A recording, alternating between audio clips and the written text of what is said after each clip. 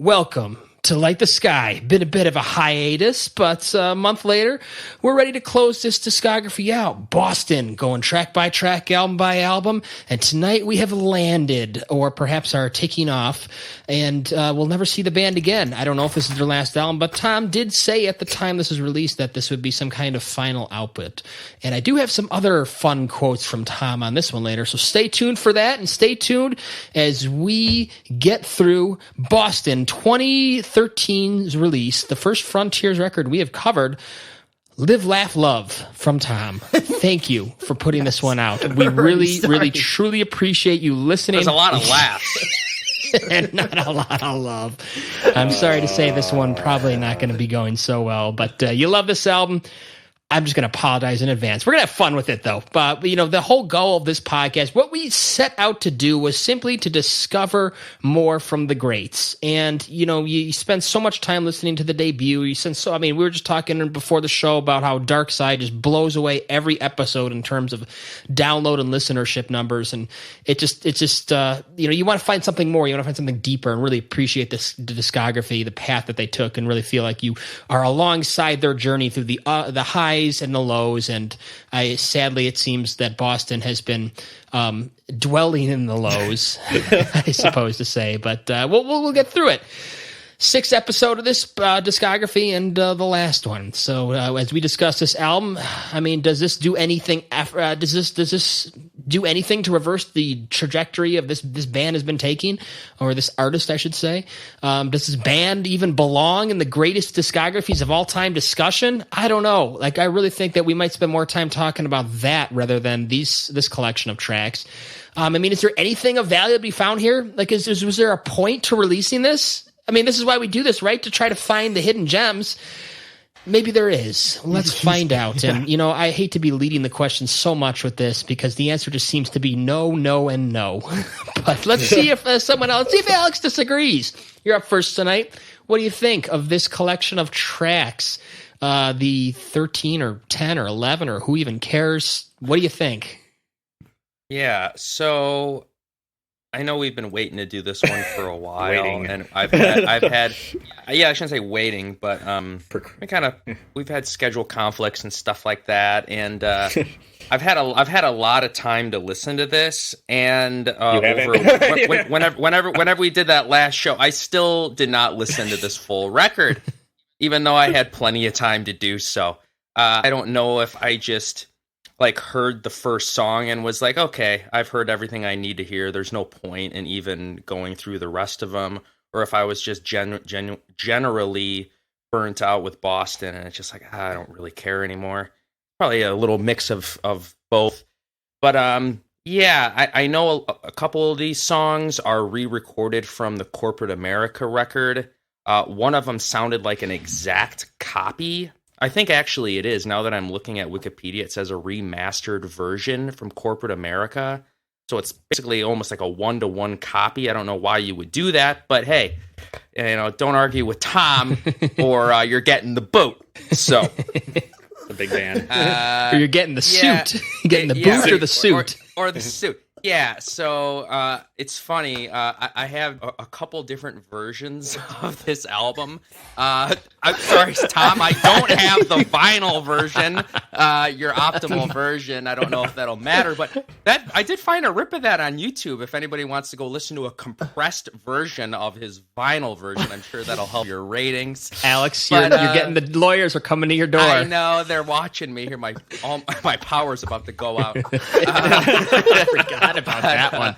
He's got his hand on the grid. Yeah, I somehow got a hold of the special tour edition, which adds a bunch of different tracks at the end, one being Oh Canada, one being God Rest Ye Metal Gentlemen, and possibly my very favorite is a version of Someday with Tom handling the lead vocals.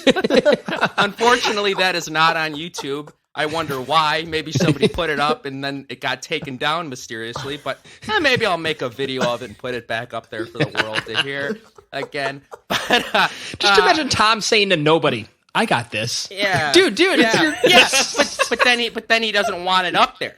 So I don't know. I might just put it up there. But yeah, I didn't listen to this whole record. I maybe kind of skimmed at the 11th hour. I kind of skimmed like the last, half of the record. Honestly, I'm gonna give it a 1. No, and I'm dead serious on that. I like 0.5 of 2 songs. Wow. So that's where it's going on this.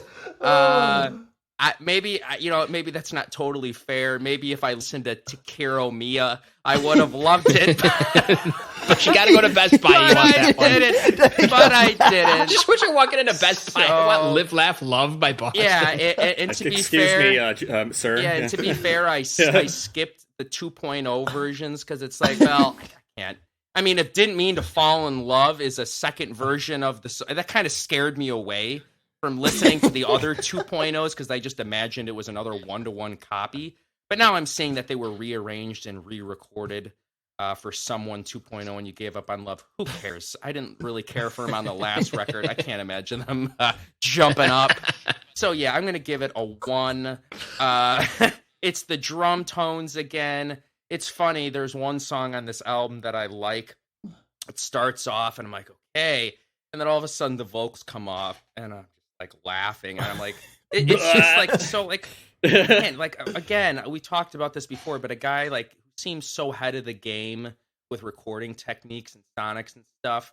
Now it's not for like 20 years. Now you're putting this record out in 2013 and it sounds like it was recorded like in GarageBand or something. And no offense to that, I'm sure some great recordings were made in GarageBand, but it's like, how did you fall off the cliff so bad on this? So yeah, I'm gonna have to go with an honest 1, and that's not even trying to be funny. I really only liked like half of 2 songs, and 0.5 plus 0.5 is 1, so that's where it's going. Yeah.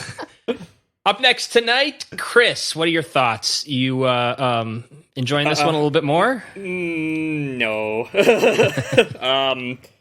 Yeah, it's very surprising that they essentially, or let's just be honest, Tom, took 11 years to make what is essentially an afterthought record.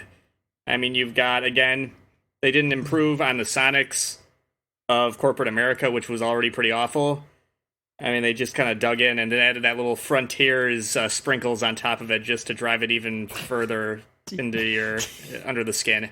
I mean, I don't think I've ever been more disinterested and just bored with the record. On top of, again, I mean, you have a repeat of 3 or 4 songs that really don't sound any better. I mean, we'll get into it, but yeah, there were a few where I'm like, okay, musically it sounds okay, or maybe going with Alex 0.5 better.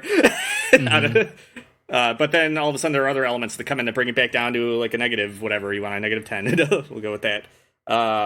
Yeah, I don't know what it just at this point you can't, okay, because I know we've tried not to focus on the first record because again you don't want to, but at this point it's impossible not to. I mean, there was something in Tom where he was capable of making a pretty awesome discography, and for whatever reason, and at this point I don't care about the lawsuits anymore. I mean, the worst of that is decades in the past.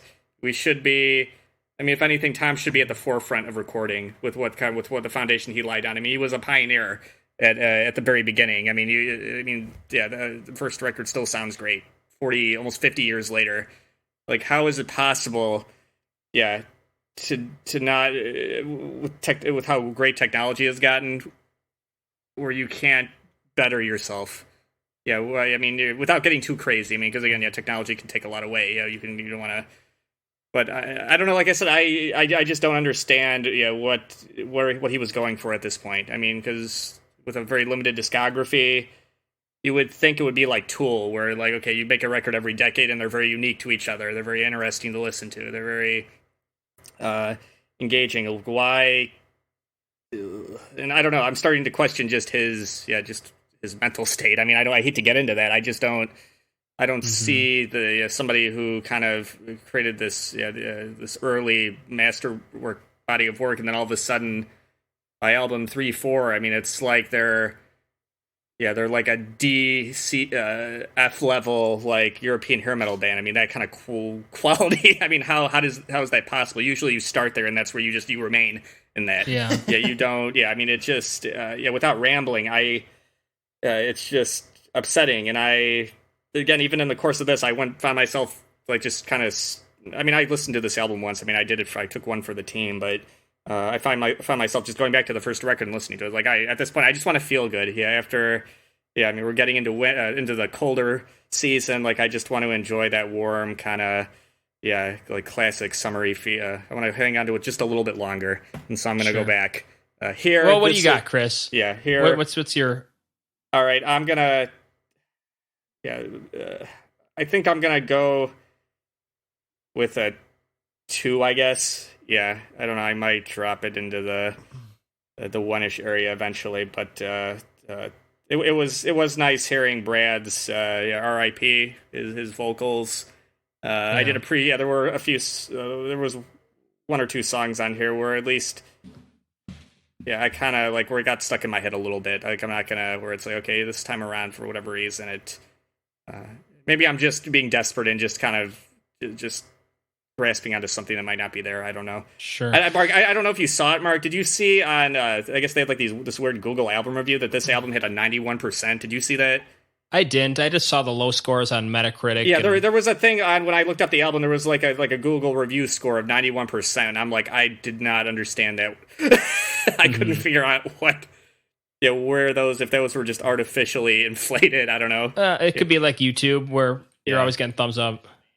Okay, but yeah, sadly, this record is just a weird, massive disappointment. After already we've got hit 3 mostly disappointment.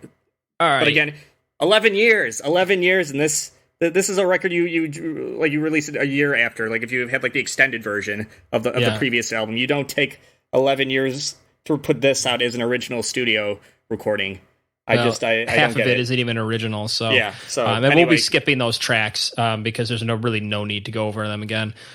So and as you bring that up, and as I go next here, I did pull out a quote from Tom, and I'll be fair, I tried with this one. Like I really just don't want to just make fun of it to make fun of it, and whether there's something mental going on or whether it's kind of like a Vinnie Vincent situation where Alex rocking the shirt tonight, where the guy just kind of gets caught in his own perfectionism, and that's a sad thing. It really isn't something to just make fun of. But I watched the EPK, the electronic press kit for the release of this album, and Tom was being interviewed, and they had some really bad graphics and everything for the song, so that was kind of funny. But like Tom's answers were just kind of like just the authenticity of it, and just wanted to record everything analog and really get the feel of the old Boston sound. Yeah, and he had a quote that I pulled out, and he said, referencing this album before it was released in the EPK, he said, "These are songs from the heart, each of them taking many months of effort to write, arrange, perform, and record, always up to the demands of Boston's harshest critic, me. They have all been meticulously recorded to analog tape on the same machines and equipment used for Boston's hits for the past 35 years. I intentionally stayed close to the Boston sound and style on some of these songs, even using the same amps and instruments, and on others I let my imagination run wild." It doesn't come across like, I'm sorry, it's like not even close. I mean, to just say that, I mean, this was like produced with somebody without ears. Yeah. like it just it's inexplicable. And like it makes me want to apologize to Metallica. Like I want to personally send Lars a note. Look, dude, I'm sorry for bagging so hard on Saint Anger, because you know what? I'm sorry, remainder of Queen. Like Flash Gordon, like at least you guys tried. Yeah. Like this band is defying the space-time continuum. Like they are moving inversely proportional to the way everyone else is moving. Like you just get with each album, it just gets more and more amateur. I don't understand that. Mark, it seems like Tom is more focused on getting stuff to sound like classic Boston than he is with writing good songs. It's like at that point, like, okay, cool, but man. It sounds like Boston, the Rockman. It sounds like Third Stage. Great. Also, it's 2013, okay? I don't know if people still want that. Like, yes, keep your classic Boston guitar tone and your harmonies and stuff, but, like, advance the sonics and stuff, because like you can talk and fatten it up. There's no I use the same amps and stuff like that, but like you put this on and it sounds like a joke. So I don't know if that's anything to like brag about. And also, if you're more focused on getting the sonics perfect, go be an engineer for other bands. Okay, we don't need any more songs from you. I mean, in all honesty, if you handed this to me and told me that this was an effort from an ambitious but only semi-talented high schooler using GarageBand, I'd believe you. Like, there's like, how is this put out by somebody who has sold 75 million records globally? Oh yeah. I just don't understand it. Like, I really, and I listened to some other, like, I listened to Kansas's latest album, released 2020. You know, it doesn't have the energy of a Left Overture, but the effort and the songwriting is there, and there's things that keep your interest going. And like, it just really is. It's bombastic, pretentious pop rock with all of the pretentiousness and absolutely none of the bombast. And like, this is just, honestly, like, I just hate to just keep going on this one, but this is so bad it resets the scale for how much an album could possibly suck. 0. This one gets a 0. Oh, a full 0. It doesn't even get a mercy point. I don't even know what to pull out of this one. And honestly, Mark Chris just already the ruined horse it. behind the barn. The best track on this album is God Rest Ye Metal Gentlemen. And like, it honestly is. Like, it really is. And that was recorded in 2002 or something. It's like just a throwaway Japanese bonus track, and it's like the most fat-filling one on this record. I was kind of like scratching my head when I'm like, that's another thing. I can't. I'm tired of he's just squeezing my brain, and I can't handle. And I'm kind of glad we're at the end of it, because I just can't interpret this anymore. Kevin, what do you have to add? Yeah.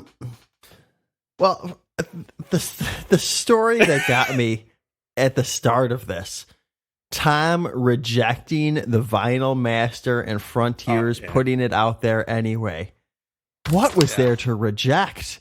I mean, you think about it, and you're like, what could he have possibly heard that wasn't up to what standard that he had to reject it? And they put it out there anyway, and he gets all mad about it. It's just the natural sound of these tracks. What natural sound? And I'm going to go full conspiracy theory here. Might as well at this point, right? Everybody said everything else. Scorched earth. No, it honestly got me to the point of thinking, like, is this, I can't believe I'm going to say this. I'm glad we're streaming live. Thanks. Is this dude like one of the biggest con men in the music business or not? It started me thinking that this guy has been resting on his laurels since 1978, 35 years from Don't Look Back to Live, Laugh, Love. And he's had what? Amanda, an iffy third stage album. I think even by the people who liked it, which were Alex and Chris, right? You were more generous on third stage. Kind of. They pulled the handle a few times on the track. Exactly. Track. You would not say that is anything to like write home about.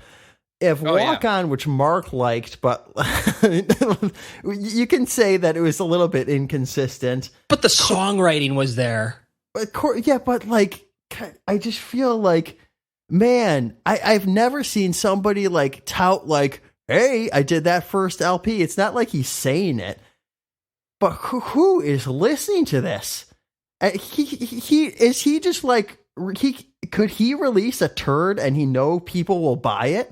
Like, it blows my mind. Yeah, I know. It blows my mind that this was released and somebody paid money for this album. And it's like, how, that this dude, he's just able to print the money. He's able, how is that? Who is walking into Best Buy? Yeah, I get that though, because people are so hung up on his genius from 40 years ago. That's why it feels like a con job. Because I haven't heard anything since that says genius. Everything has had an issue. Even Walk On, okay, you can say the songwriting there, but sonically, not the best. Third stage, you could already hear it going down. Corporate America, it's like what is this? I'm starting to doubt the genius. I think he had a flash in 1976 to 1978, and that was it. I feel like it's like a Kiss situation, and I don't personally know any diehard Kiss fans that have been there throughout the entire career. Funny enough, actually, I was listening to an interview with a musician that I'm a big fan of that was a huge Kiss fan, and he says, I kind of stop after the second live record. Like, I was totally with them. I loved everything up until Live 2, and then after that, maybe there's a couple songs, but like, I moved on. And he kind of had like a backhanded compliment about like, there's probably people out there that think, they're still putting out good stuff, and like basically kind of said that they were like an embarrassment. Anyway, I digress there. But it's like, I thought that like earlier today, like I listened to some of this and I'm like, we joke about the vinyl pressing of this and like how much it goes for online. And then you listen to this and you're like, even if you were a diehard Boston fan, like I can only imagine you're buying this for the collectability, and it's one of those things where you have it, but you don't listen to it. It's like, oh yeah, I have that one on vinyl, cool, but it's still in the shrink because I know what I'm getting into. It's like I'm not listening to this. Yeah, just mounted as a photograph. And also, and also, this came out in 2013, and I don't. So 2013, so I would have been a 20 sophomore, junior in college. And I don't remember, like, I have to go back. Was Spotify and, like, streaming and all that still, like, a big Not thing? yet. Okay, so people were still, like, LimeWire, iPod Classics and stuff like that? Probably YouTube, This internet radio. This is starting to be that YouTube Groove Shark. If Groove anybody Shark, remembers yeah. that. Yeah. Yeah, like, I couldn't remember when, like, I fully got onto streaming and stuff like that. But it's like, okay, this came out in 2013. And again, I don't know why I'm totally talking about the vinyl master because it's such a small part of the story, but it is funny, like how it was delayed and stuff. And it's like, I don't know, man. Like, I feel like if anything, people are buying the CD or are streaming it. Like, nobody cares that much about the vinyl. I mean, maybe they do. I mean, obviously, vinyl is big now; it's bigger than CDs. It's like, did you need to make that big of a stink of it? Nah. Were you getting enough sales and enough streams and enough hype through the streaming where you're like, oh yeah, this warrants a really high quality vinyl master? It's like the whole you made a bigger thing, deal of it. The whole thing. If you were to tell me this story, like starting from this album, the whole thing feels like a joke. It feels like an Onion article. I mean, you take how long to release what? You're re-releasing songs. It feels like the biggest middle finger to whatever fans you had out there. It's just like, here's a pile of crap. Go buy it. Like it just kind of does. Like, your diehard fans who are buying this album already listen to Corporate America. They wait all this time for you to release music, and you release maybe 2 actual songs. Maybe 3 or 4, and you just do a bunch of rework garbage. That's what makes me think, like, is this guy for real? I'm questioning. What is this? When you use the word conman, I mean, everyone's going to hate me bringing it up again, but Vinnie Vincent, not the best reputation when it comes to delivering a product, and Tom doesn't have that level of I guess, but it still comes up, and there's just something about this that. I almost wanted to stop the show here and be like, you know what, we're done with Boston. Like, it just like they're just not like we're in this to discover the deep cuts of the greatest bands and their discographies and the greatest discographies. And this is neither a band nor it is a discography. It's a great debut album, and 2 special episodes. Yeah. Yeah. And Mark, sorry to cut you off, but I was thinking earlier, and it brought me to kind of one of the big parts of the show when it comes to the Love It or Flush It, and what you coined, I think, a lifer song. And there, I do have like I said, I kind of like 0.5 of 2 songs. There's one song, and you guys probably already know what it is because I think I commented on it, but there is one song that I like. But I was thinking to myself, I'm almost embarrassed to buy a song from this album. It's like you're gonna go and like somebody's gonna just see your playlist, and then I almost had to defend myself and say, well, it's part of the show. So it's like, it's okay for me to do it. But like, am I really proud of having a lifer song from Live, Laugh, Hope, or whatever the name of this album is? Life, Love, Hope, excuse me. Live, Laugh, Lunch. You know what I mean? You know what I mean? It's like, yeah, you got to do it because it's part of the game and it's all in good fun. But it's like, okay. Yeah, I have a favorite. I have a favorite song on here, but do I need to publicly state that? I suppose you do. Pile on Alex for liking something off this one, giving this one a chance. This is a and I do feel like I was conned into this. Like I just liked the first album so much, and it is genuinely such a good album that I feel like I was conned into listening to the rest of the music. It is, but I get. You could say this is one of. I guess you could say this is one of our more kind of interesting kind of explorations because it shows somebody who had the potential. Again, I think we've talked about that. And for whatever reason, and at this point, I don't care that he was in court for however many. It's like deep down, you had something. At this point, in the it doesn't matter. At this point, you had. I mean, you started out. I mean, even Guns N' Roses with their limited. I mean, at least they have interesting. I mean, not that the Illusion records were 100%, but I mean, at least they were interesting. I mean, there was some. I fired up Chinese Democracy, and I did too. Yeah, it's just way more interesting. There's way more depth to it. And that was what 14, 15 years between that. I mean, I wish. Yeah, I could. But imagine, I mean, if he would have stopped at, let's just say, like he stopped at like third stage and then waited 25 years or whatever, and then put this out. I mean, at least it wasn't that. Can you imagine? It really just gets to the core of that question. That question, like, is it even possible to be a technician and an artist and have charisma? I don't think he's even either one of those at this point. He hasn't proved he can actually produce a good record. Okay, but he wore 78. an MIT cutoff in his EPK. Like, he's going to let you know MIT. You know what? Okay, it's so like Jeremy Clarkson's Doctor of Engineering, but he makes a joke of it instead of Tom, and he probably has his diploma blown up on his wall. The guy's technically competent in terms of not sounding good, but like he knows how to use the equipment. How to, like, if he knows how to fix the thing, if it broke or something. I can push the buttons. This, I can turn the knobs. In 2013, you don't need to know that anymore. This actually brings up an interesting question that I'll bring to you guys, because this made me think of I won't even call him our producer, because I don't even think he considers himself. And I think some of you guys know this guy, or at least have heard his name. But one of my favorite engineers is Steve Albini. Engineered some of my most favorite records. Mm-hmm. He engineered In Utero. Right. He has had his own bands over the years, ever since I think the early 80s. But his like big one that he's still in is called Shellac, and he records here in Chicago, and he has a very distinct sound that a lot of people go to him for. He doesn't really produce, he just kind of engineers. And people go to him for his signature drum sound and his very like natural analog to tape sound. But obviously, I shouldn't say obviously if you don't know him, but for Shellac, he engineers all his own stuff. It's his band, he engineers it. And then his bass player is the mastering engineer at the studio that he works at. And obviously they master their own stuff.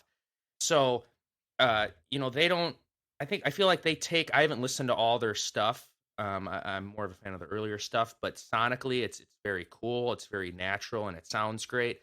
But the point I'm getting at is it like a good thing for you to engineer your own stuff and not let anybody else outside have a stamp on it? Because if you listen to the Shellac stuff, I mean, there's some sonic differences here and there, but like, it's not like you go from the first record to the most recent record and you're going to be like, oh, this is like a totally different band. Like, it's all still kind of, I feel like, in the same wheelhouse, and it still all has the same sound.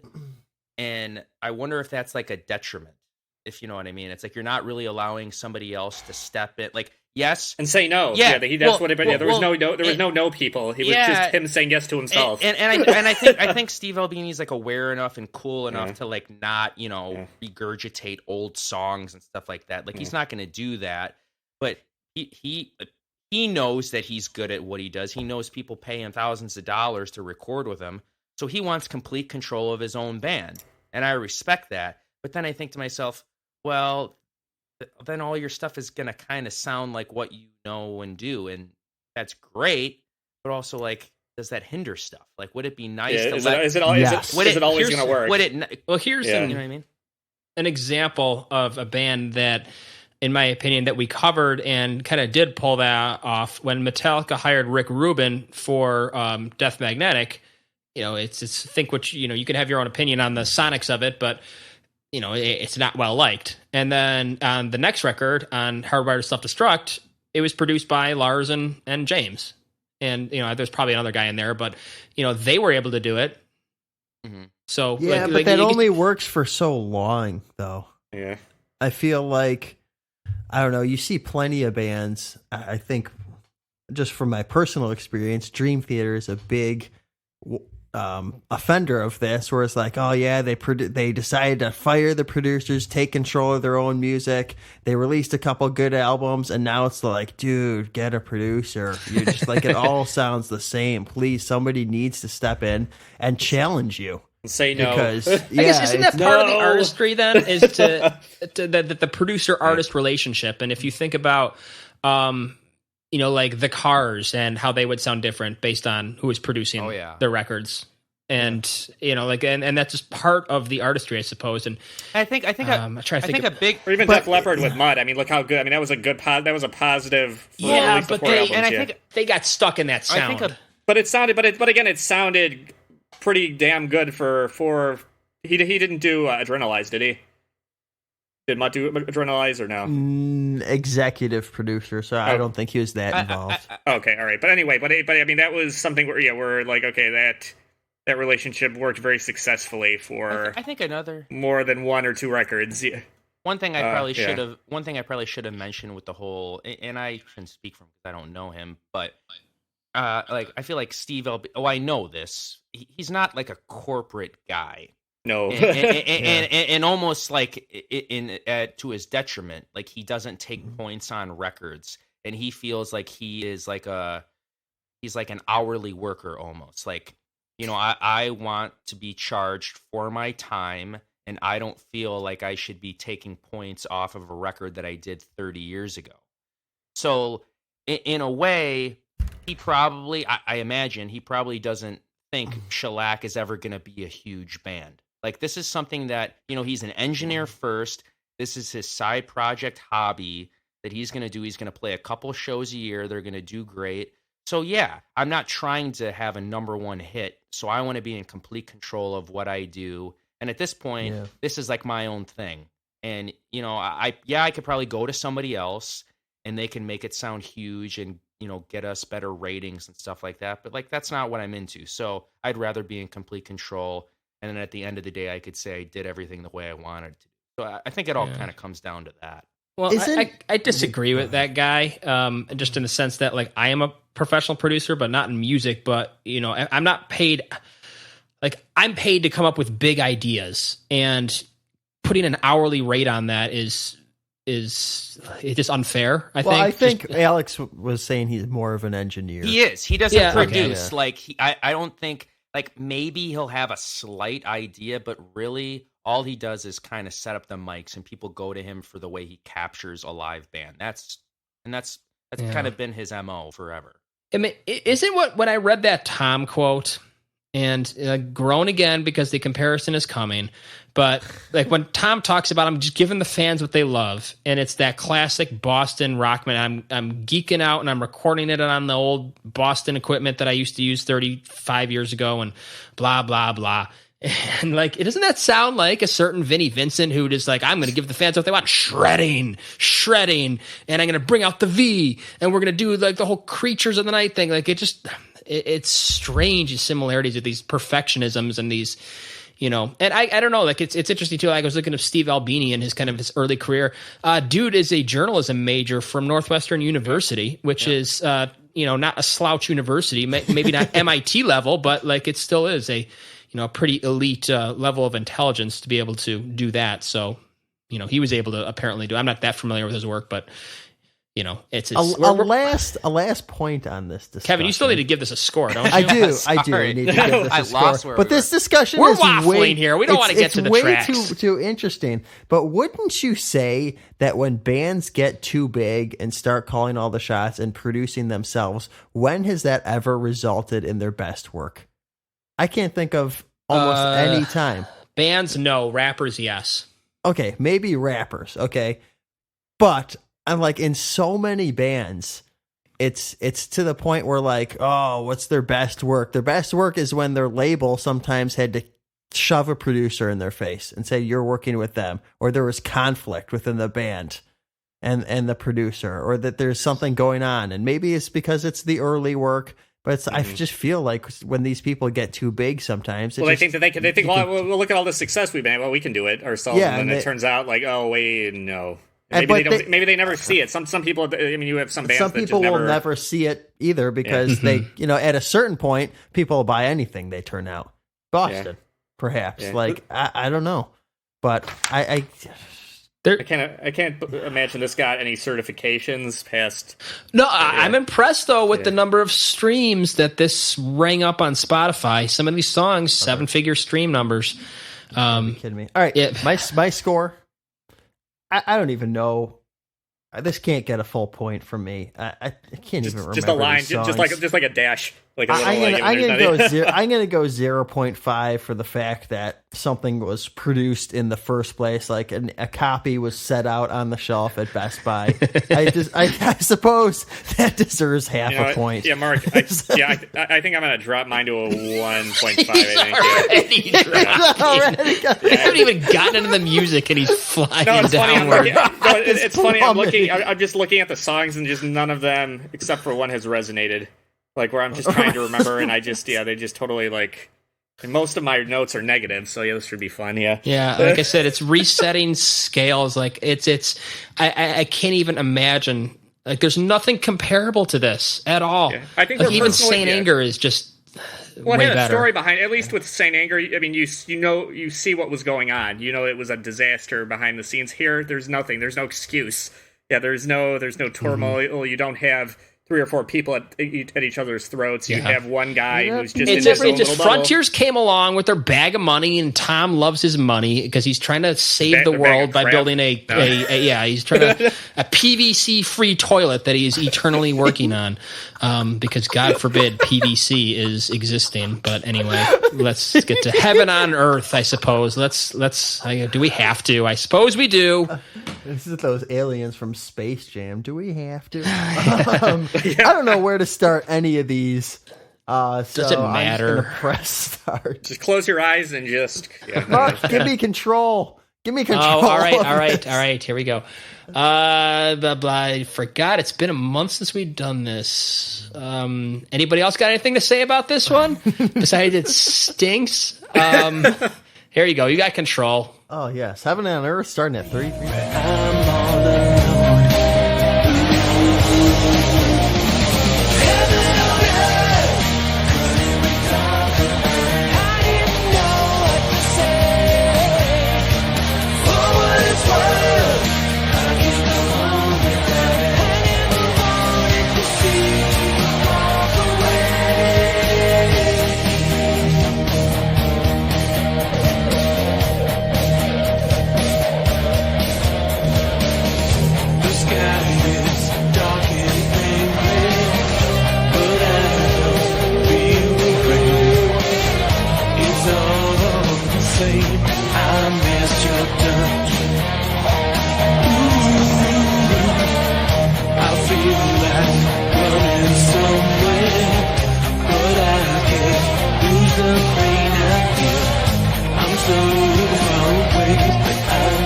I couldn't understand a word he was saying. I'm just kind of wondering when Tom decided that the ideal drum sound are the punching sounds from the Indiana Jones series. Can I make a request? I might as well just state it now that this is my favorite song on the album, and that's really not saying much. And I think you guys already knew this, but I mentioned in my intro where I said that, song kind of starts off. Yeah, like I it's know. gonna That was go my somewhere. yeah. So what I'm gonna ask Yeah. is if you could just play so just imagine 2013. You've waited years for Boston. You put the CD in. Please just play the very beginning and then up until where the verse starts, and let some of the vocals go, and just you want to turn the thing off. Okay, From the top. All right, there we go.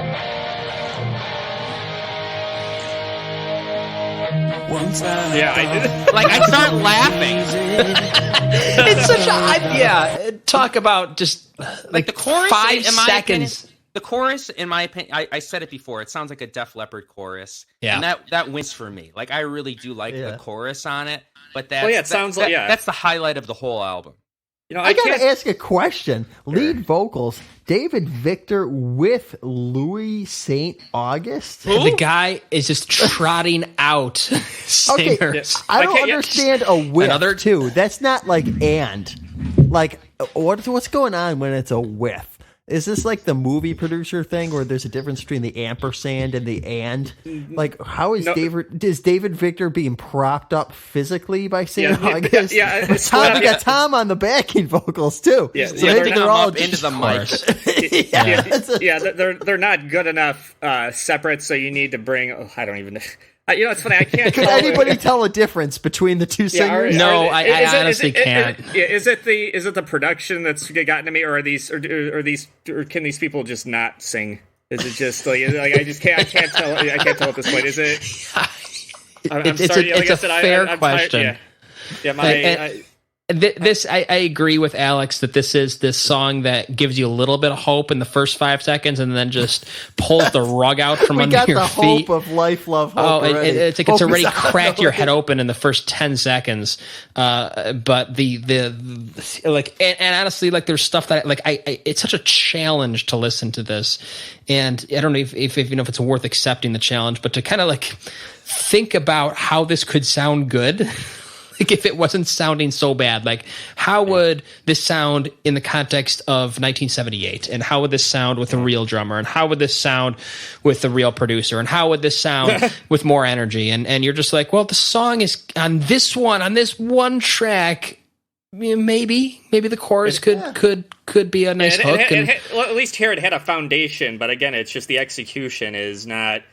I mean, the way the verses are sang is horrible. I mean, and again, even as okay as the chorus is, I mean, the tinny production just kills it. Yeah, completely. I mean, it's like at 75%, but that's it. It's not. Yeah, there's like another 20-30% that's just not. Yeah, it's the kind of thing like close your eyes real tight. And just picture this being killed by a live band. Maybe it's the kind of thing that you could cover in a band and see if it, I don't know. Like I'm really reaching, and it's track 1. Well, yeah, and we know I didn't even bother. I mean, again, it's funny. Kevin was able to get me access to their discography, and that's where I some of these records like aren't on streaming sites. That's why I brought that up. So in one of the ways I got the record was they had like, I think they called it like, let me find this actually, because I'm on the computer that has the files, but it's like a bootleg of them playing, I think in like Japan, and it's called like Heaven on Earth or something like that. And it's like actually a really good soundboard recording. And I listened to a little bit of it and I'm like, that sounds pretty good. I think it's from like their last tour or something in like 2013 or 14 or whatever. And this one wasn't on there. But what song was? Hang on, let me find it because it's like, why was that one in the live set but not this one? It's called Heaven on the East. It's called. That's what it is. Yeah, it's called. I didn't even know. It's like an Asian only release. I don't even know if it's an official release. It might just be like a bootleg or something. But it's called Heaven on the East Japan Tour 2014. 2 CD plus a DVD. Okay, great. 2 CDs set, and yeah, Last Day of School is on here. The title track's on there. Of course, some of the stuff from Corp America, like Surrender to Me from Walk On's on there. It's like, okay, like it made me want to hear this song with a real drummer, and it wasn't on here. And it's like, okay, well, now the only way I have to really judge this is off this was this, By the and junk. there might be a live version on YouTube. I don't remember. I'll check it out, but it's like I don't know. At that point, is it worth like? Is it? You're trying to justify. I'm trying to your justify it by buy. like, well, it sounds good live. It's just the record doesn't sound good. The whole reason to see it live is because the record sounded good, and it just the drum sound. You know, it's not There even is a worth live talking version, about. Maybe I will talk about it because it gets so bad. But like, I don't know. Let's just move on. We're gonna skip the next one because we just heard the stupid Can thing. we have a reminder of We Didn't Mean to Fall in Love? Let's have. I guess, yeah. reminder. All right. Do you remember I did. this song? I everybody? bought the song. I like it, but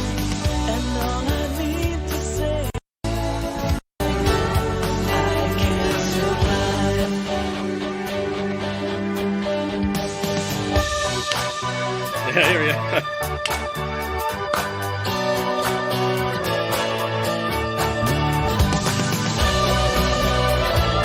All right. Well, like I said, it's that song on the D-list stage at Summerfest playing at 1:30 p.m. 5 a hex in front of the headliner, and you're just like, "That's Boston." That's what this one does for me. I gotta say, I don't think I've ever heard anybody doing this.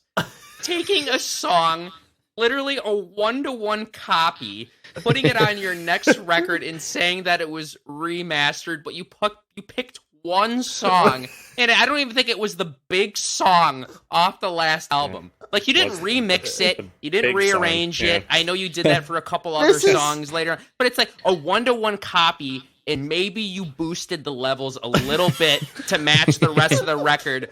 Boom, worthy of being on the album. this is close to the Shaquille O'Neal. Oh boy, we are in the low depths. Please, We are in Mark, the Marina tell Trench of everybody music. We're talking about the number. Shaquille O'Neal and his greatest hits album, which inexplicably has the same song on there twice. Yes, Shaquille O'Neal, the basketball player, has a greatest hits record. And in Tom's defense, because before he goes and fires up his lawyer to go send a C and D our way, I would suppose that he said that I pulled corporate America and I really thought the fans deserved to hear this one. Well, you know, I don't know. I do like this song, and I've got other ways of finding corporate America if I really want to. So I don't know. Don't care. Let's move on then to Last Day of School, the live staple from the Japanese tour back in 13. Let's start this wherever. It doesn't matter.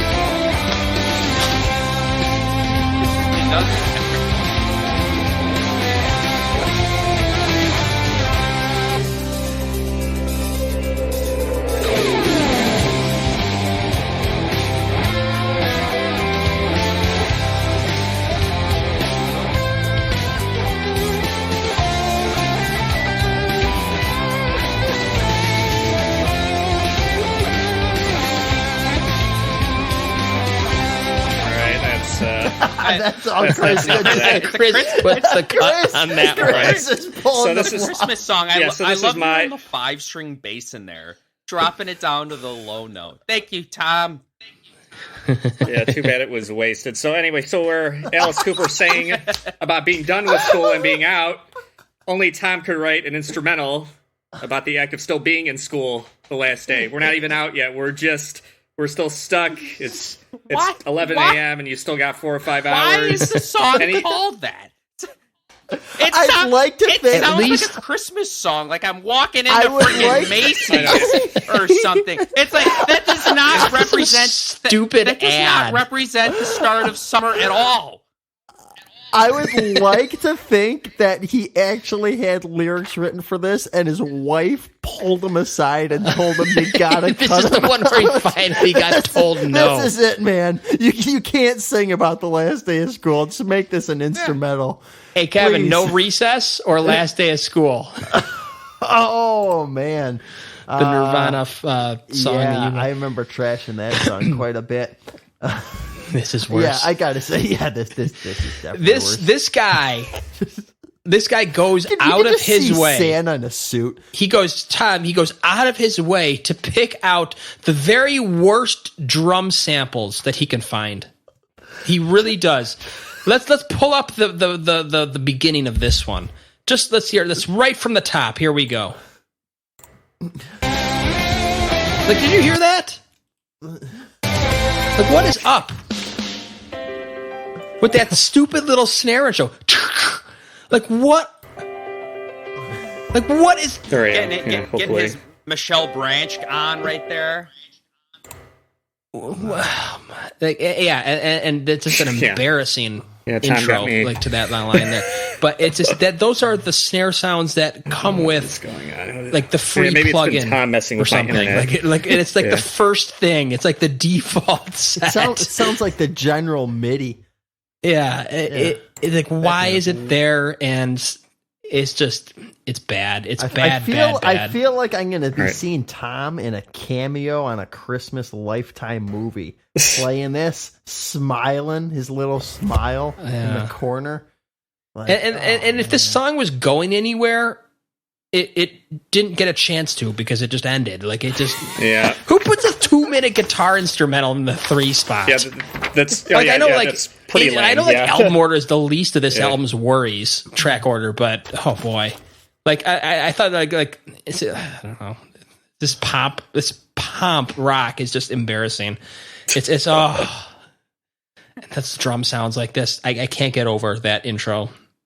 Like I had to back it up. Like was that like supposed to be in there? Was that like in between the tracks? No, it's the intro. I have the Wikipedia page open. I'm not cheating, but I just have it open.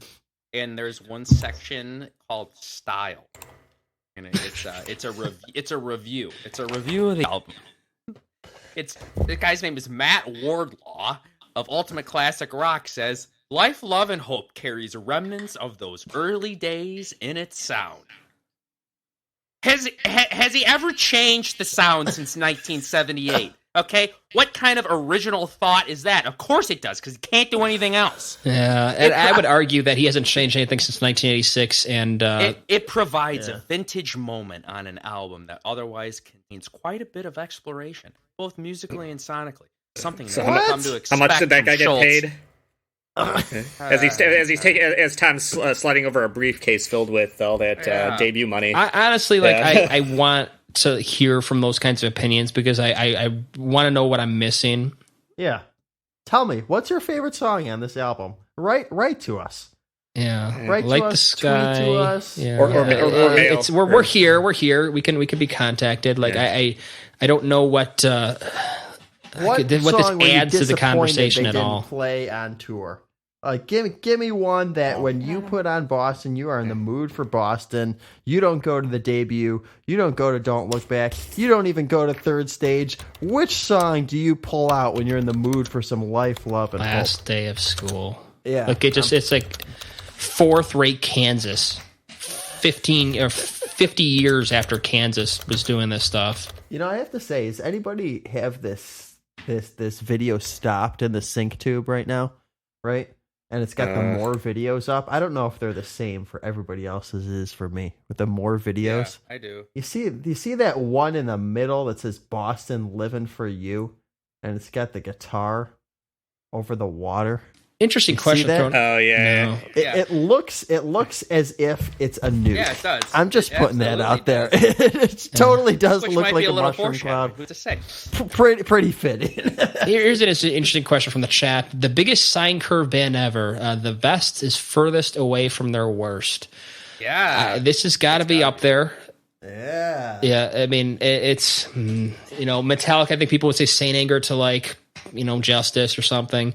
Well, I don't know, because if you think about you know- Hardwired, like, that's not horrible. That's coming back. It's coming back. It's coming That's back. coming The curve back. is coming Yeah, but I back. think the yeah. question is just like the band with the best and the worst in their discography. Yeah. Wow.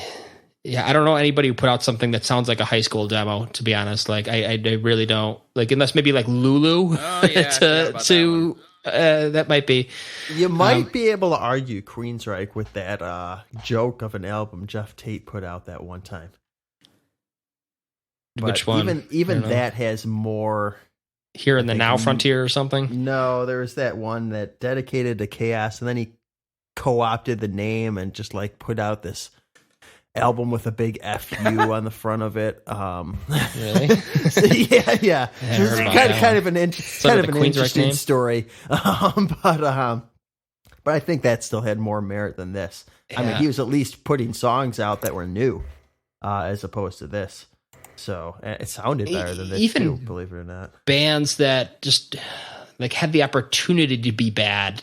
Like, you got to try to be this bad. I mean, we mentioned Kiss a few times. Like, you know, that's, I don't know. I'm not that familiar with their discography to be able to say that something is so much better or worse than Creatures of the Night or Alive or whatever. I don't know. I'll have to think about that one. Good question. Yeah. I didn't hear what was the question. Yeah, I know I had to. Band with the greatest difference between the best and the worst in their discography. Oh. Yeah, that's a tough one. We'll think about it as we listen to Yes has got some bad ones, but yeah. Yeah, that's very Yeah, no, you said that. But you said, in Yes's favor, they release so much actual music. There's going to be some stinkers. Yeah, Boston released like nothing. Like, they released 4 albums. You have so many duplicate songs. Yeah, forget how many albums Yes released, but yeah, probably in the 30s. It's at least in the double digits. Yeah. I'm reading an article here from that Ultimate Classic Rock review, and maybe we can save this for when we get to these songs.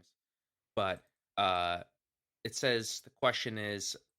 There are 3 tracks on this album that, in a sense, you revisited from the Corporate America album. What made you want to go back to those songs? Basically, he just says like he wasn't happy with how they turned out on Corporate America, so that's why he's like, okay, these are the optimal versions. So again, I didn't listen to the 2.0 version, so I can't comment on it. But like, I don't. This has got to be a joke. Man. This has got this has to be. I'll could read it later, but it's just like, okay, all right. They're not singles now either, Tom. So I'd maybe spend a little bit more time with them. Back to the woodshed. Another 15 years. Yeah, we get Someday 3.0. Yeah, there's probably. When can we expect the next album? 2030. Yeah. Once we get his wife's social security number. All right, track 2.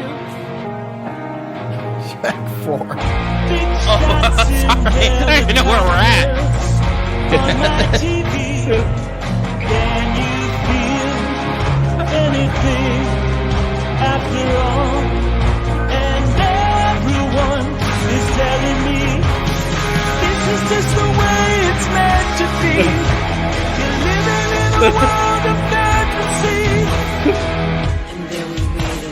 Wasted day, hope never sleeps. Sail away, sail away. Human race are gonna leave disgrace behind. Sail away, sail away. The drums. Yeah, I love how this is more rainy and depressing than anything Nirvana ever did on Bleach. Like, it's just so sad. It's like Bleach, and it's such a dirge. Yeah. And like with Nirvana, that was the point. And Boston is supposed to make you feel good, and this is just embarrassing. I mean, that intro, the groove is hideous. It just lurches along. It's like it's begging, like it needs like Dr. Kevorkian, like go put this thing out of its mercy. Like it's because things just in like the shredder or in the oven. Yeah. I mean, just go to like this intro here. Just it just sounds like Nintendo music. Like I'm in a menu. Oh God! All right, that's enough. You know what? And then like when you get to like Escape from New York or something. It's like Jamie Lee Curtis talking over the intercom when she's talking about Manhattan Island. Amazing movie, but I don't need it here. And there's a point where it's just, I think it's, hang on, where I marked it. 40 seconds maybe? I don't know. I can't even find the tab anymore. Please stop. Is it here? It's so there's. Oh, right here. the same song. Hear that right there? That is absolutely nothing more than just what they Something About use. You. Something about you. Just, Oh, yeah. Huh, I didn't pick up on that. but you know what you get after this? You get.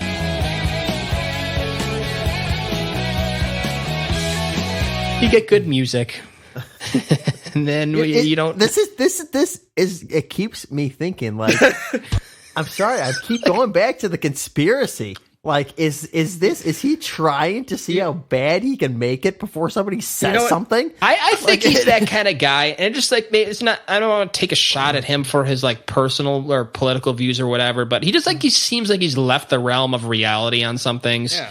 Where he's just not there anymore, and like he's not like Kanye West or anything, but like it's just kind of like that. Those people who just like they're not there. They're just not. They just had their butt kissed for too long, and it's sore. Their butt is sore from all the butt kissing, and they don't have any feeling in their body anymore. I listened to that chorus, and sorry to pick on him, but I envisioned him just locked up in his basement, not coming out. The wife wants to have dinner with him. Sorry, babe, I'm working on the tunes.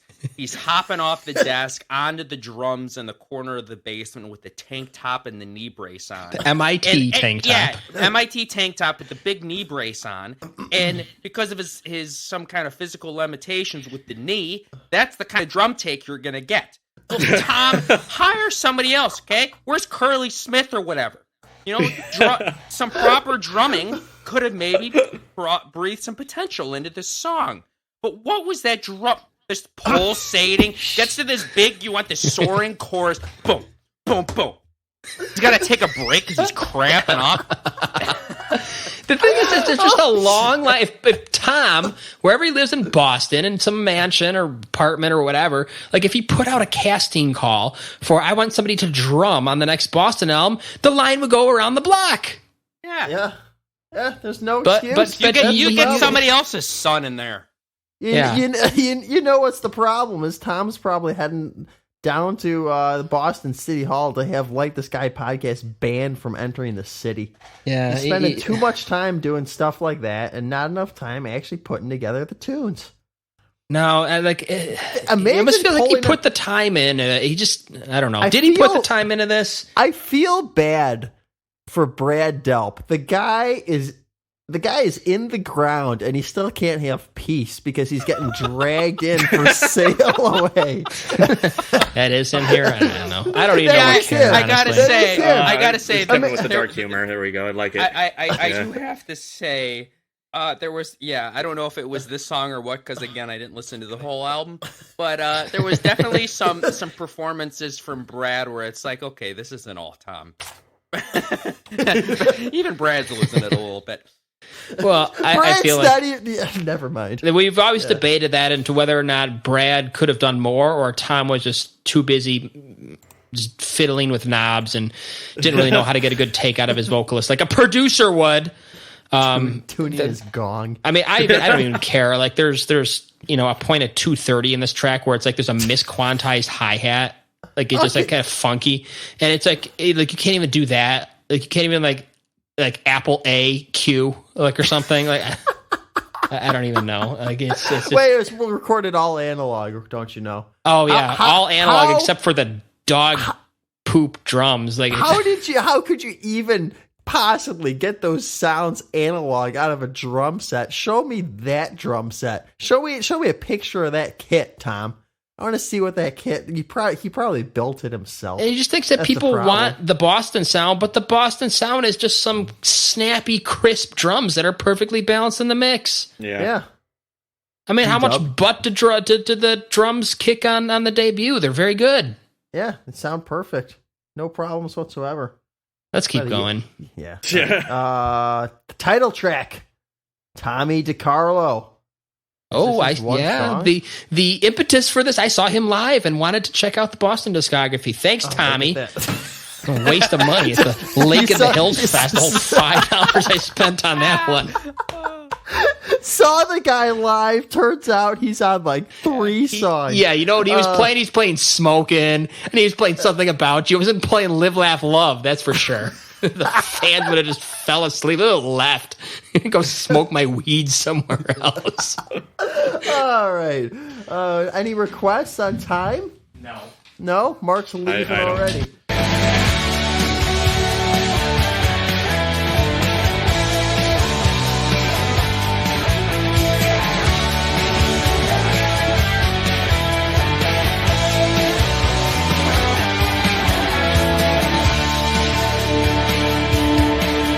Everybody says they do, but you know they don't. They say they're looking out for you, but you know they won't. Can't you see I believe I let it all fade on my knees, and I can see the promise I can make. And life has taken me so far from shore, and I'm breaking free. I see what life is for. Okay, that's not bad. All right. That's not Yeah. bad. Them. Yeah, I'll let you Might jump be- in a that might minute. be I just wanted to get my 1.5. whatever out of the way. No, a full point? No, I was already at a I'm 1. not gonna do I that. said 1.5. You were at a 1, huh? Yeah. So yeah, again, you got the title song, and there aren't really any hooks anywhere. And I don't know about you, but I think that the singing in particular here just seems very tired and unenthusiastic. And we're already struggling on the singing in general. We need a little bit of, and they just dropped a little bit down for me. Need some pop. Yeah, and again, another generic song about hope, and despite life getting in the way, Wait. The barrage of rapid fire love songs are coming. Yeah, I can't. I can't. Yeah. Oh, yeah. Alex is a fan. Okay, well, Yeah, Alex, you yeah, can take yeah, it away, I- Alex. It is No, decent. It no, really no, is. It's all right. That was, I think, the first time I heard that was that clip, and I got a little. I let's just say my ear turned a That little bit sounds with like the a melody. Good, so yeah. Ooh, yeah. The melody, Yeah. yeah. So I can't comment on if he was less enthused and he didn't put enough power into it. I don't know. I didn't listen enough to compare. But that little clip, it was okay. Okay. Yeah. It wasn't. Yeah, it's The- another I like 0.5. The bar is low. Yeah, Yeah. I mean, I was like in my notes, I said I kind of like when it hits the minor sixth in the chorus. Like it was kind of cool when it did that. Like we're like at that point where I'm just like, okay, like generic, You're just- but chord choices are You're just just desperately. Yeah. Let me hear if this is the one. Is this the right? You can,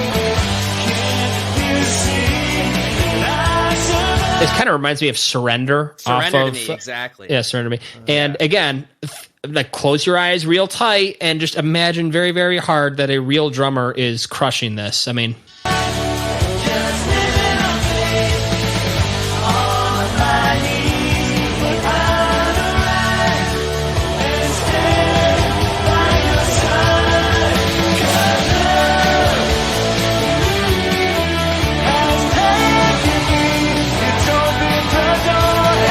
this probably is the one that's closest to belonging on the. There's a live version. Want to listen to it? Yeah. It might even be I don't on know. it might even be on my Japanese bootleg. Like I might want to take it on my score off a goose egg, but to be honest, there's stuff on here that is like negative. So Yeah. whatever this might bring to yeah. the table, It's tough. It's about to because, be eliminated. We're listening to this, but we're also listening to this sandwiched between like garbage. I mean, just to put it bluntly. Yeah. So it's like, wow, this isn't too bad. It's like having a bunch of funny tasting food, and then you taste like your least favorite vegetable. You're like, oh, yeah, it's not too bad when you just had the nasty hot dog.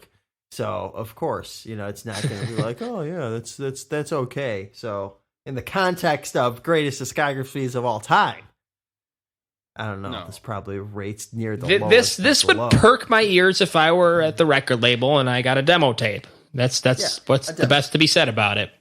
All right.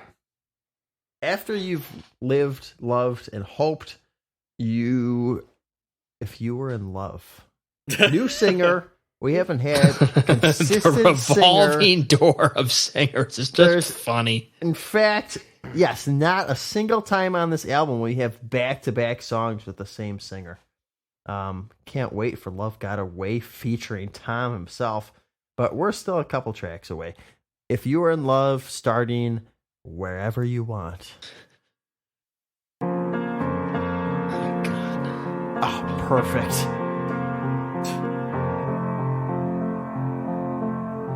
Dreams slipping away, just like sand. That's enough.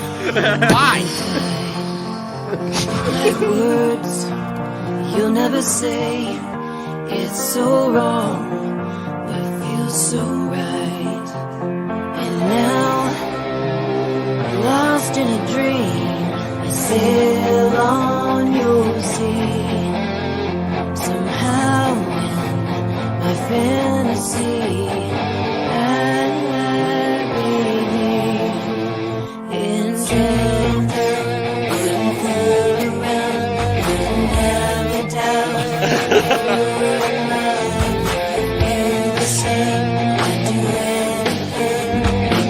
Right there.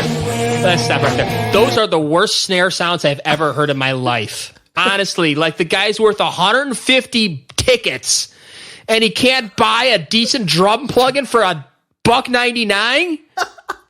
Well, like this is the worst snare. Like I just like it's produced by a deaf person. I swear to God. This just like it sounds like the keyboard that I inherited from maybe like our cousin or something. Yeah. Like that was probably purchased at Sears in 1992. Like the little D key made that sound when you put it on the drum mode. The default plugin of name any drum plugin ever now Is sounds better better than this. than that. And it sounded better than that in 2013. Oh, Or is it? Yeah, it was a 20. Yeah. And it's just merged with these awkward claps. Like, how do you screw up a clap?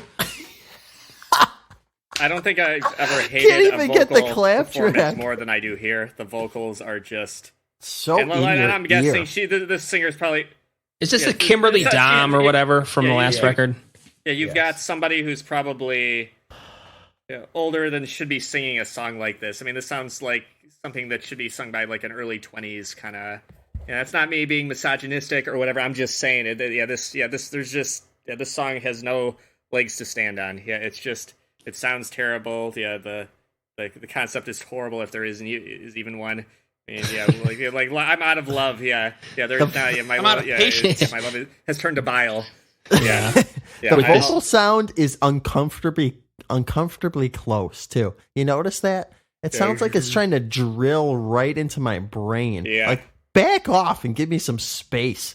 Yeah. Jeez. It's like Triple tracked right in my face. If we want to talk about just like discographies of the biggest variants from good to bad, like you can talk about this one in terms of mixes that are just all over the place in terms of like there's absolute just gang vocal chorus, illegible vocals, and then you have, Axl Rose in your ear again. It just, or was that was Spanish Fly or something? Spanish was Piece. a Spanish Piece. a Spanish piece, it's just it's just the most awkward mix. Yeah. I don't know. It's mixing is tricky. You got to step away from it. You got to have other pair of ears, and if you're just endlessly mixing, you'll end up with a mess. And I mean, less is more. You have to wonder for some of that. what he's endlessly mixing. Should we just move on? Yeah, Someday? please. Someday. Notes. Oh, if anyone's curious, I have the. I'm If sorry. anyone's curious, I have the version where Tom is singing too. This one? Okay. I was hoping he I don't- went into the West Side Story medley or Yeah. something. No, I don't know how I can play that. I don't know if I could like upload it and you can stream it or something. But I have that Tom Schultz vocal version. All right, here are you ready though? Lead vocals, we got our boy Tommy DiCarlo is back. Of course he is. And Schultz, supported physically by Jude Nejimowski. What? I can't say it. Nejmanow. Najad. Anyway, Jude is propping up Tom to the mic. He's holding him up. Tom had to get a different vocal sound, put the mic all the way up in the rafters. So Jude's holding the ladder. Schultz is up there, and DiCarlo's on the vocals. Got 3 of them. Clouds are gone. Life could just roll along. If all the skies were clear, I would fly so far from here. But when there's nowhere else you can hide, you cannot let them take your heart. Don't let them take it inside. 'Cause I don't care what they could say. It's gone on for too long. It just ain't fair when they act that way. Someday they'll see the right. Come on. This world, you wonder if no one's real. Survive on the love they steal. And life comes so easily, but it just seems so unfairly. And then you get so outnumbered you fall.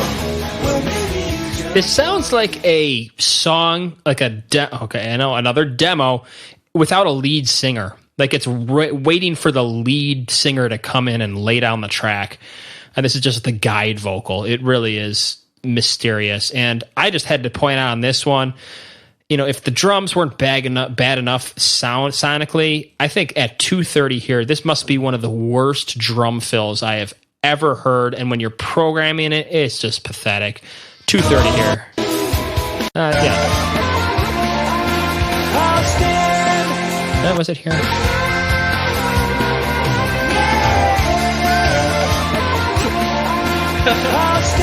That's bad. No, hang on.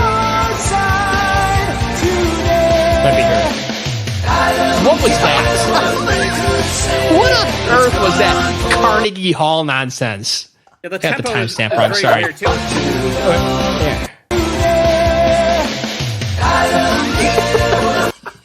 Yeah, the tempo is very peace of mind, too, which is annoying. Give a piece of mind and killer drums. Yeah, that was an accident. That's what And it he's was. fighting with Frontiers, and that's on there. Yeah. Frontiers is Gotta like, get the authentic sound of my stick slipping out of my hands. boo, boo, boo, boo. It sounds like Mark and I when we used to do the drum battles. The drum on offs. songs. You just kind of like get a little off, and you just kind of go boom, boom, boom, boom, and then just get right back into the tempo. Yeah.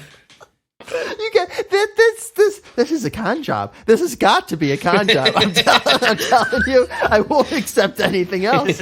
Nobody can hear that and think, yeah, this is great. Let's press this to vinyl. This is the one. These are the masters I'm sending off. Like I don't even know. Like at the point, like this is like watching one of those movies where you just like it's the Mystery Science Theater where you just want to take a shower after the movie. like Boston Discography is made me want to go take a nice long shower. All right. Switch singers once again. Get somebody else in the Another booth. singer. The revolving Who do door we get turns here? again. Oh, boy. Love got away. I don't think that's the only thing that got away from the time. Who's on vocals? Quality music got away. Talent got away. Tom himself. My interest in this band got away. Track 8. He thinks everybody else is not cutting it. He's got to step in, take charge here, because nobody else can quite lay him down like he can. He said that these lyrics were so personal, only he could sing it. Did he actually say that? No joke. I'm not making that up. I gotta hear this. About to spill the secrets. In your mind, it's so real. I thought I knew, but in your eyes, it's so hard to find. What's the deal? You wake up and realize love got away from me. Love got away from me. So I thought I'd stop by on my way. I hope you don't mind. Here you go. You can't hear the vocals, Tell me why. but you hear that. Still on my mind. Love got away from me.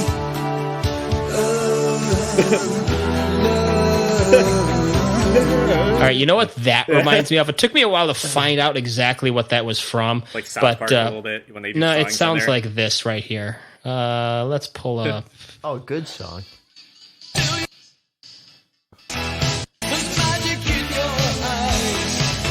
This part right here.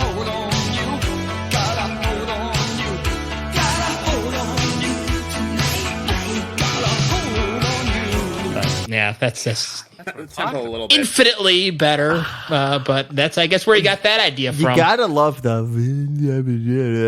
And won't you- It's almost like he's singing. It's so personal. He just wants to mumble.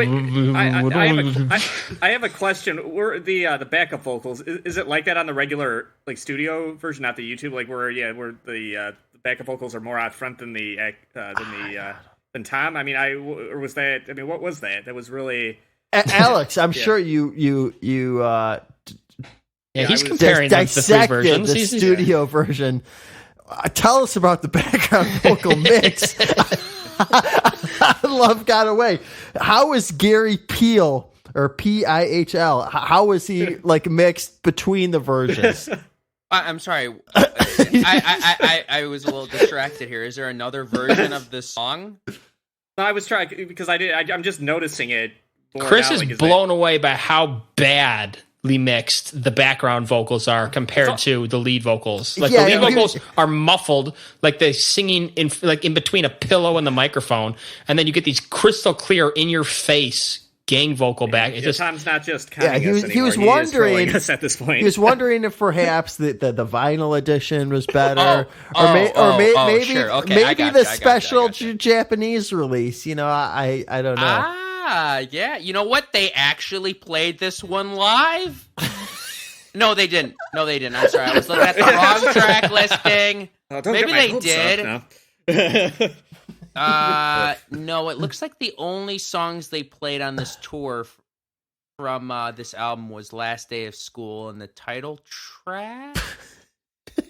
That's all I'm seeing. Yeah, this is a strong album. So yeah, I don't know. I'll go back and maybe I'll spend a little time with the vinyl version. I don't know. one thing that bugs me too in this song. Not that he'll do a the shift trenches. delete. That even matters, but I really despise key changes that are motivated by nothing. And this song has it, and there's songs later in this track. I mean, you think about like "Man I Used to Be." That's got some key changes in it, doesn't it? And you just don't like a good key change. You don't even feel it. But this guy's out of ideas. He was doing the same thing over and over in this track. He was just aping the cars and whatnot. And then he's like, 147 key change, motivated by nothing. Like and like what did I count? 5 out of 11 songs in this record got "Love" in the title. Remember the key changes in that Mike and the Mechanic song? All I Need Is a Miracle. Oh yeah, you didn't feel it. Wow. Why don't we go listen to that? No, we're gonna we segue gotta- for a second, we- folks. we- Yeah. No, we got Someone 2.0.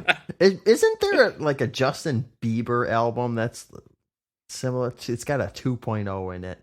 I kind of remember it vaguely. Like I don't when know. I was in high How school. about No One's 0.0? We're not actually going to listen to these, are we? Yeah, let's just skip this one because you know what? If anything, it just has worse drum programming. That's the only thing it could possibly be.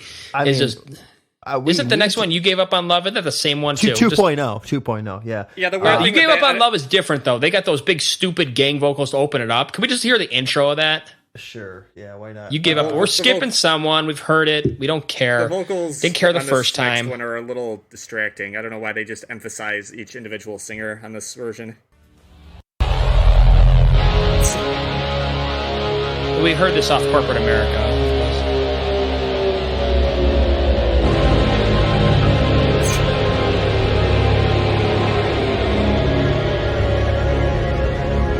You think you might be in store for something cool? Oh, it's a great opener pre-stage. Oh, yeah. Oh, boy, the band is about to come on. Yeah, the smoke's creeping out. The stick figure that is Tom Schultz, you can see Yeah, it through you the see it fog. behind the curtains. Lights are rotating. Oh, there it is again.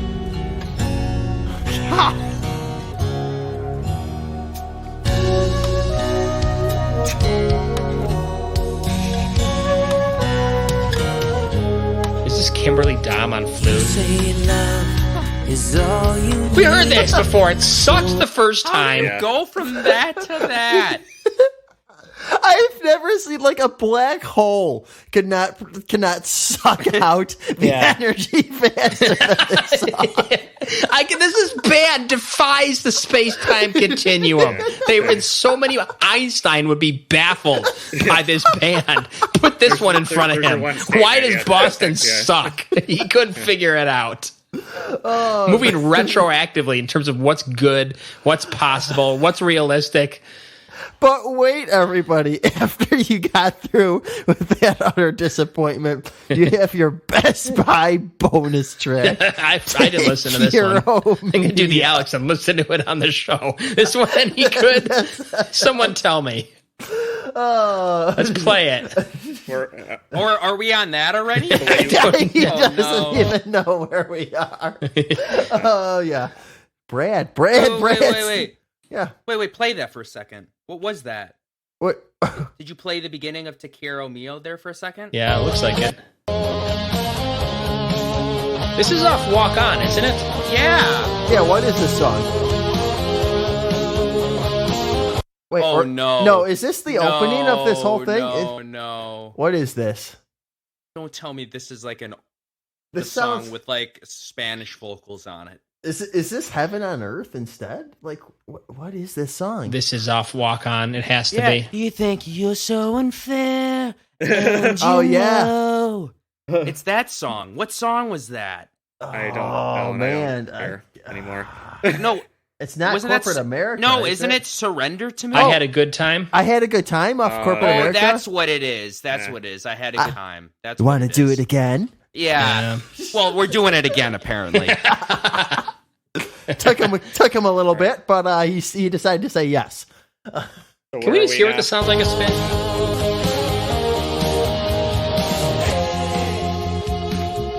You can be so unfair. And you know, What is this? you said you'd always be there. Okay, I'm starting to buy into this whole con job theory. I think Kevin's got some momentum going with that one. Oh, he just no! Oh, he What? This sounds so poorly overdubbed too. Are you He's just kidding me? You He's literally like a drunk Mexican dude. You It's literally like he just- took the exact copy of that song and changed one thing and made it worse. Wasn't that good to begin with? I'm right. I must be right. Just imagine some Mexican guy, he's a little drunk, and he's for some reason Corporate America is playing, and he just like swings his beer up, and he's like, "Te quiero mio." What is that even? That fits. Translation. What does it mean? Probably it means I love you mine, or I want you to be mine. What that means? Oh, another song with think? love in the title. Oh, he's trying to sneak one in there on us. I think we wouldn't use the Google Translate. I love that I didn't listen to that before just right now. Oh, did anybody? Because that was my I first didn't. time as well. It wasn't on Spotify. I did This not. was a live reaction, everybody. Incredible. Yeah, Is there towards, anything different about this one? That's it. Te quiero mio. Just The mix sounded a little different, actually. It sounded a little more cloudy, actually. Hang on for a second, though. It says, did Delp record these on Corporate America, too? He must have. he was on I Had a Good Time. Yeah, okay. See, I'm telling you, my theory, I think is correct. There's no way. Imagine saying no. You know what? I can't get the standard CD version off Amazon. I have to go to Best Buy or get the vinyl LP version because I need the bonus track. And put it on the bonus track, and it's this. Imagine that. Man, I can't wait to see what Te Quiero Mia is. Yeah, do you think Tom's like, got Best Buy something even in store noticed? for- Best Buy put some money into that, and like they probably didn't even notice or care. Like he just reissued the lead track. Oh, fans had to hear it. But fans had to hear it with Te Quiero Mia stuck over it for some reason. That's literally... For some reason, in the last 11 years, he decided that would have improved. That was the missing piece to a song that went nowhere in the first place. Just awkwardly dubbed Spanish line. I've never heard such nonsense. I've never. Oh my god! I don't think I've ever heard. Can we hear that This is again? mysterious. Yeah, play it again.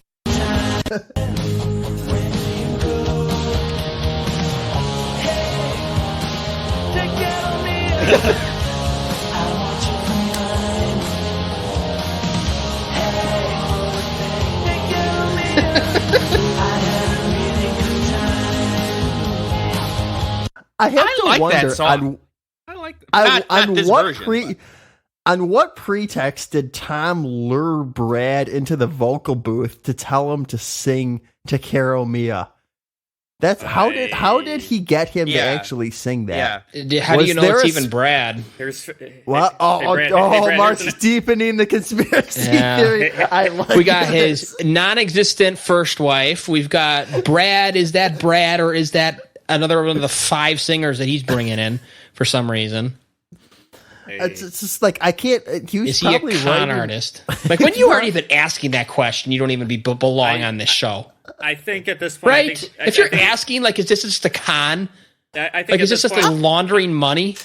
Is this just like funneling something to the Frontiers cartel? This reminds me of those movies they'd release with a similar title to try to get grandmas to try to buy them for Oh their yeah, kids. what was that studio? I forgot that. Forgot all Go about ahead, that. Chris. Yeah, I think at this point, I mean, I think the healthy approach would be just to imagine that the band broke up in like 79, 80, and I calling it a day. Okay, 2 records, okay. Pretend like the next 25, 30 years didn't happen. I will say Yeah, I am I pretty think, surprised in reading stuff about the band in that how people say the first 3 albums are flawless, and I just don't hear that in Third Stage. But I definitely agree. Like that Don't Look Back, you know, maybe it doesn't quite have the fullness of the debut, but still, I get it. It's an acceptable kind of misstep, but I wouldn't even call it that. Yeah, because it was a pretty good record. But yeah, Mm-hmm. but yeah, I don't know. Like I said, my brain. I'm gonna have to try to sleep tonight, and right now I'm just like, I just. Like I promise the listeners that we will do something good next time. Like it will be a Steely Dan. It will be I don't know, like a Meatloaf or something that just like genuinely you can sink your teeth into throughout, and it will be something that you would really enjoy. And if you don't enjoy it, it's Van Halen 3, where you can at least see the experimentation with the sound, or I don't know. It just you're just not reissuing songs with Te Quiero Mia over the front of it. It just All right. Well, we bizarre. What's next? What's next? I don't even know. The way you look tonight, right? Yeah. Let's just click and skip. I don't know.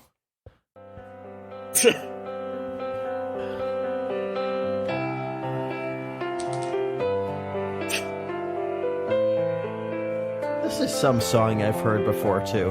Sounds like a church song. It does sound like a church song.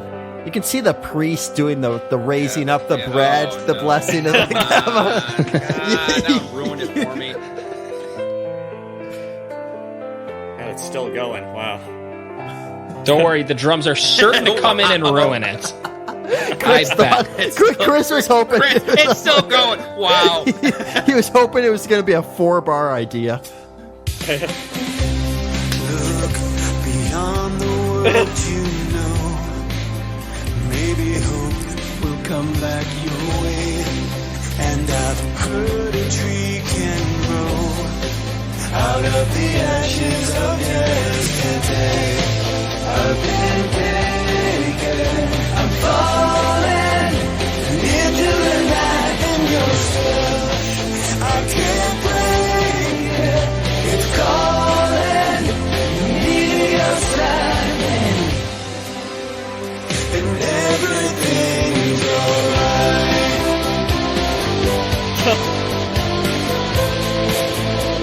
The way you look tonight.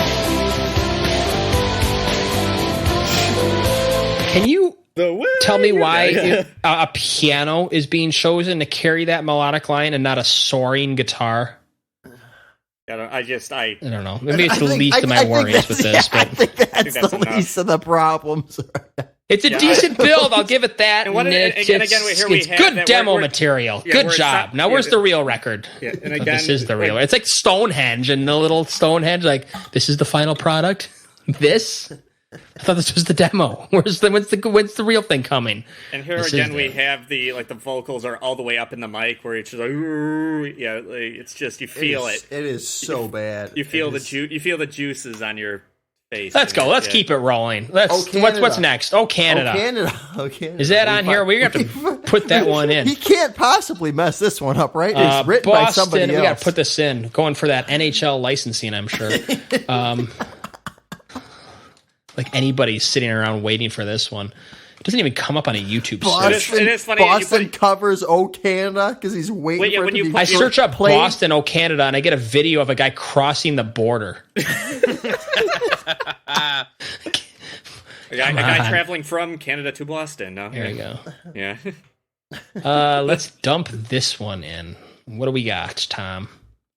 I did listen to this one, actually. Here it is. Oh, it's age restricted and only available on YouTube. Age restricted. How dare you? There's the one where live- they I'm put the kibosh on it. where they combine Age combine it restriction with of 65. with a live version of another song. Yeah, here I got that. Yeah. Let's hope when this one is not age Play the restricted. beginning of it, yeah, because the beginning is "Oh Canada." Yeah. Here we go. Boston, Canada flag.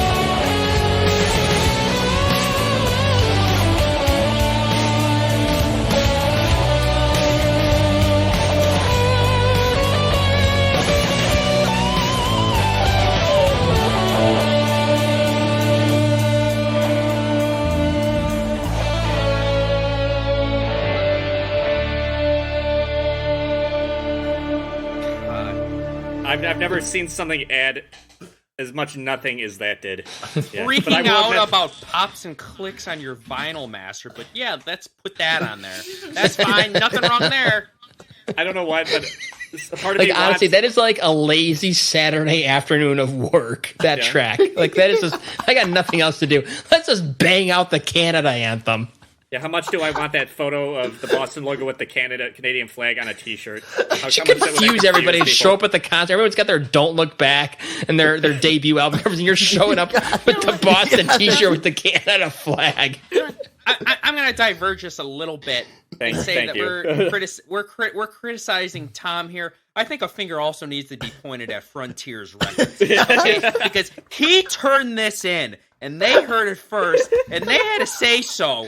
Somebody over there either got swindled into doing this, or there's something wrong with their ears. Okay? I think. I think that might be established at this point. Yeah, Kevin Yeah. would know more than me, but Who is behind the A&R over there? Who allowed this? Yeah, Frontiers, I think at this point is what you call a pirate production company. Yeah, it exists outside the norm. Yeah, But also something tells me that like Tom, used his like lawyer smart. Well, he's a lawyer, but like he's had enough experience with 30 being years in of the legal courtroom problems. where he found out some way to threaten them, and they probably didn't want to put it out. And he's like, "Well, it's gonna get put out or else or something." or to the point where we need an investigation as to why this album is so bad.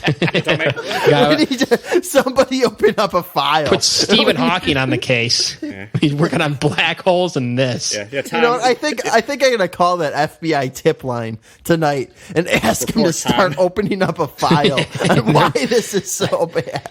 This is Maggie Lane. That's the lawyer. Tom sent his lawyer, Maggie Lane, after me uploading Heaven and Earth to YouTube. Had me suspended for over a year.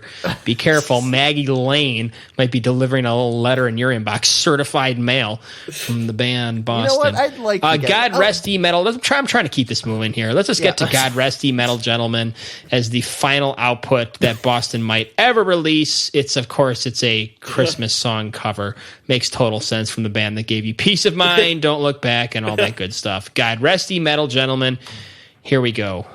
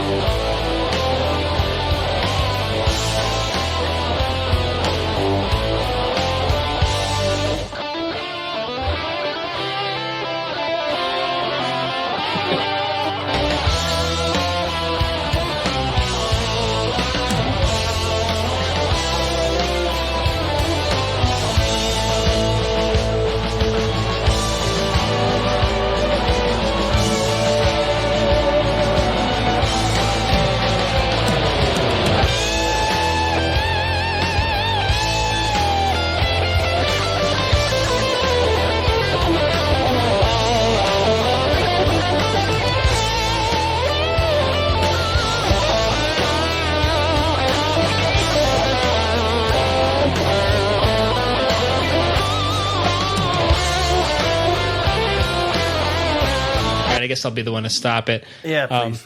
I guess I don't know if it's programmed or not, but that's bad. I mean, I was kind of like irritated. I'm like, this is the song they choose to actually sound halfway decent. A weird kind of like goofball, like a Christmas song. I mean, how much do I want to put this on our like my holiday playlist for Christmas Day? Just like when all the family's over, and all of a sudden you launch into that. Don't see the yeah. There's something about the drums that are just a little bit either they're just more intelligently programmed or programmed by a drummer. I mean, the sound is still god awful, but it's better than what we've been dealing with for the last. I mean, it's got some. It actually moves the air a little bit. Yeah, Alex, you're right. That is different. Mr. Scholes is. I sent that in the group chat a couple days ago. What's that? Much to my surprise. Somebody has been editing the Wikipedia page. Oh, great! Like as and it's I don't know who, but I have a strong suspicion. I got my. Let's leave it at that. I got my suspicions. Yeah. All right. So what are we doing? Let's close it out, Chris. Chris, what did you manage to unearth from this? As far as record? Questions, I don't have as many because there's just not a lot on this. Yeah. So I don't know. We'll see how we get through like these 4 or 5 questions. All right. So, hold on. Whoops, got my mouse. All right. Question. Mouse is making a run from this album. Yeah. This was a challenge. All right. True or false? The album actually cracked the top 40 at number 38. I'm gonna buzz in. I'm not ready. I'm going to call a buzz. Right, I'm going to say true because Boston inexplicably sells no matter what. This is I actually kind of made it a trade. It's actually incorrect. It was 37. Oh, come on, Chris. Yeah, come on. He hasn't done one of those to you in a while. Well, you want me to give it to him just as like No, that's a wrong 38 to 37 is not. Yeah, you got to be a wrong answer. You got to be closer apart with your trick questions. You got to be like 202 to 38. Yeah, come on. That's whatever. All right, Chris doesn't even care. All right. Like I said, I'm giving myself a point. Yeah, like I said, I had because there was so little like information, just me giving a crap. I had to write questions like that. You see, Chris is fabricating stuff about the while band. The computer is booting up. He's the 37 was correct, but just trying to come up with questions because I mean I couldn't come up with 7 questions for this one. You should have just said like top 40 or something. Yeah, because all right, I'll give Marcus sympathy point. Yeah, for at least Thank you. getting close. All right, true or false? Brad only sings on 3 songs on the original studio release. I still don't have my thing. I can't remember. All right, Mark, you want to take a swing? Yeah, at it? I'll punch in. I'm gonna go with false. I think it was 4. The 4th was actually on the deluxe edition, not on the original studio. It was only 3. Yeah. Oh, Okay, hang on. Come on. There's 3 versions of this. Yeah, there's multiple. Yeah, again, like I said with the last one, I had to get very poorly creative in trying to come up with questions. listen to this. 2 special versions of the CD were created for the Japanese market. The first special version included a version of Someday with Tom on vocals and bonus track. A second special version to be released on July 23rd. People are probably still waiting.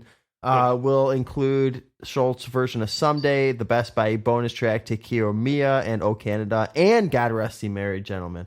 Okay, so Yeah. should I we just eliminate imagine- Mark, or should I just give this one to Mark? Should we just give this contest to? No. Just let's go through another one. I'm just picturing Japanese people walking into a store Okay. and So- being confused as to which version to buy. So am I eliminating Mark, or Kevin? You want to take a swing at this next one and I take mean, your? Well, just go through your questions. I mean, it doesn't even matter. Whatever. Okay, all right. All right, true or false? This is the first album to feature Tom on lead vocals. Yes. I don't know. I'm just guessing true. Yeah, you were correct. All right. Okay. Cool. It's gotten that bad. All right. True or false? Rolling Stone gave the album a 1 out of 5 in a scathing review. All right, Kevin. I'm going with. Oh, I don't know. I'll just go with false. You are correct. All right, They were a little higher. Yeah, it was 2. It was 2.5 actually. But Kevin, you I guess win this one. Yeah. Yay! Ding ding. I don't think ding. Kevin's win any of them. So whatever. I don't think I have won any Boston. no Boston. Ones. So this is the one you win.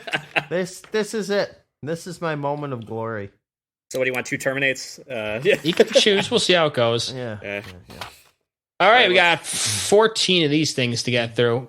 We will rate the ones. Should we rate the duplicate? I guess, yeah, they're part of the album. They're part of the album. So Do with them as you will. 14 to get through. Let's buzz it. Let's get through this let's get through discography. this. 10:15. We want to be wrapped. I got a plate of nachos waiting for me. I got another band I want to get into. So Wait, so we are technically covering like the special tour edition. I don't know what we were doing. Well, all the tracks we listened to today, I guess, right? this will be quick. Honestly, I don't think there's much debate. Yeah. Okay, I'm just saying because I know we usually do first presses and it ends at The Way You Look Tonight. Like, Canada and all that other stuff is bonus. So yeah, forget O Canada, forget God Resty, and forget Takero Mio. Let's go. Yeah. Okay. So 1 to 12. Okay. Correct. Okay. I'm sorry. What was the order one more time? Let me go back here. Kevin, Mark, Chris, Alex. Alex. Okay, got it. All right. Yeah. Heaven on Earth, track 1. Kev. I'm gonna have to use my buy on this track. All right. And Mark. There you go. I'm probably going to use my mandatory rules required love on this one. Oh, I forgot about that. Flush. Yeah.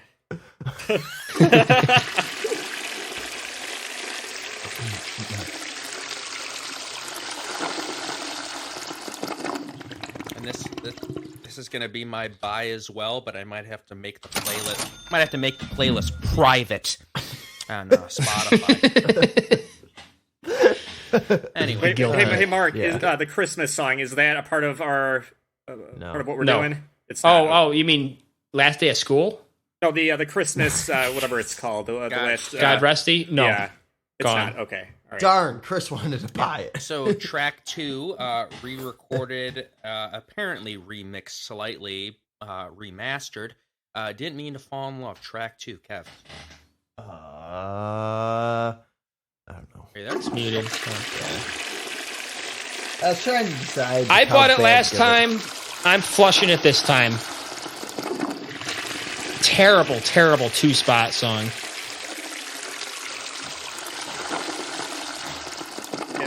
sadly, again, this is just it's my turn, right? Yeah. And this is just going in line with the rules. I'm gonna buy this one because it was the one that kind of stuck with me. Yeah, maybe it was just hearing Tom kind of sing. Yeah, singing normally. I kind of like, okay, that's... Chris, do you know which song we're on? Because you terminated that one last record. Yeah, I know that. I know exactly. I was reading my notes too. That's how bad. All right. That's how bad we have come. Yeah. I know I couldn't, but here it's just it's sad. It's that should foreshadow where I'm going with the rest of them. Okay. All right. I mean, I could probably run through this really quickly if you don't mind. You want me to go track by track or just a big jump bowl, right a to it? big bowl flush in here? Yeah. Why don't we just go through this and Yeah, honestly, all right. we'll say no. I mean, let's say like, is there anything that you are not flushing? I have to give a mandatory love. Let's say life, love, and hope, and the way you look tonight. I liked parts of both of those. Everything else, C. Okay. I'm going. Oh man, wish I had 2 terminates. Which one are you terminating, Alex? Oh, which one am I terminating? Oh Yeah. man, which one was that?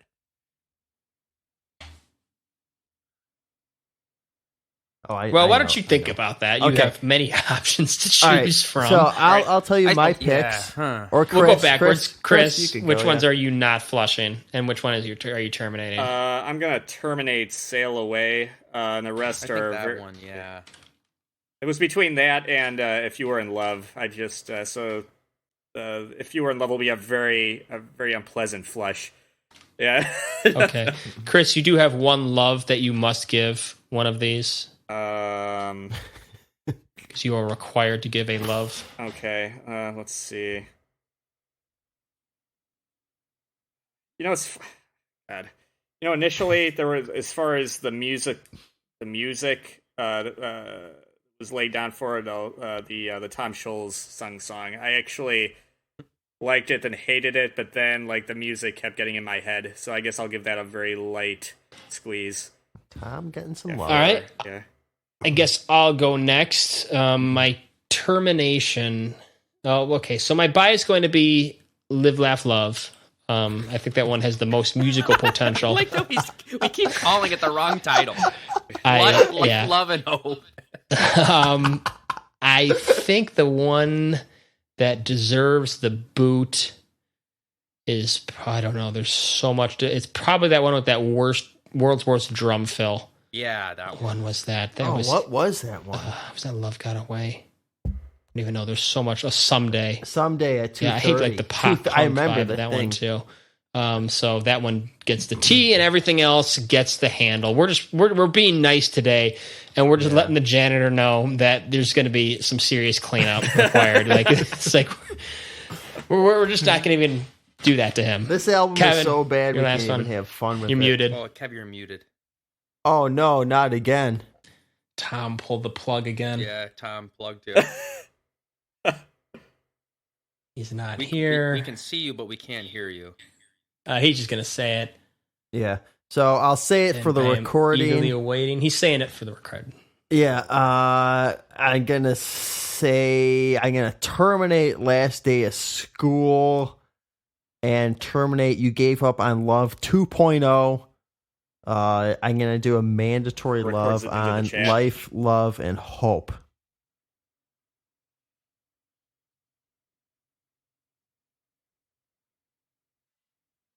Okay. All right, he's typing.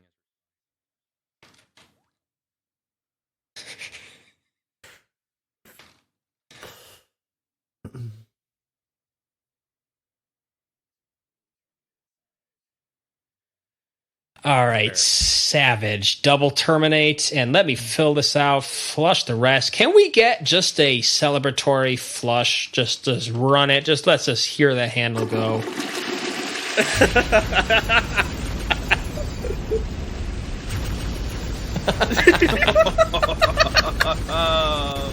Whoa. You know, it reminds me of the end of Butch Cassidy when they're running out, where it just goes to that black and white shot, and you just hear like the cannons and the machine guns going off. Yeah, you know? All